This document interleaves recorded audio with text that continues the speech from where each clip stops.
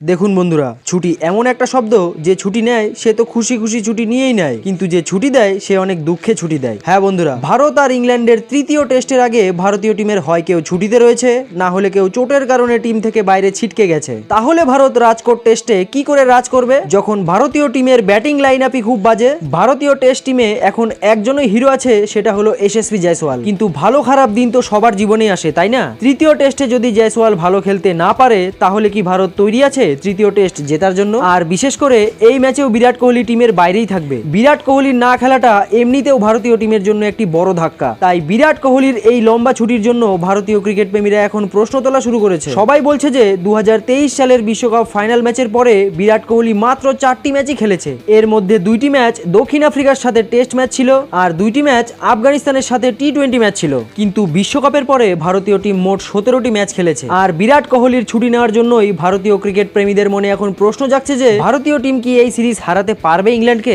আর ঈশান কিষান তো দক্ষিণ আফ্রিকার সিরিজ খেলতেই যায়নি এই বলে যে তার নাকি পেট খারাপ ছিল, কিন্তু তারপরেই ঈশান কিষানকে দুবাইয়ে ঘুরতে দেখা গেছে। তাই ভারতীয় ক্রিকেট বোর্ড তাকে ইংল্যান্ডের এই টেস্ট সিরিজ থেকেও ছুটি দিয়ে দিয়েছে। এই রকম অবস্থায় ভারত তাদের ইয়ং প্লেয়ারদের নিয়ে তৃতীয় টেস্ট কি জিততে পারবে, সেটাই সব থেকে বড় প্রশ্ন সবার।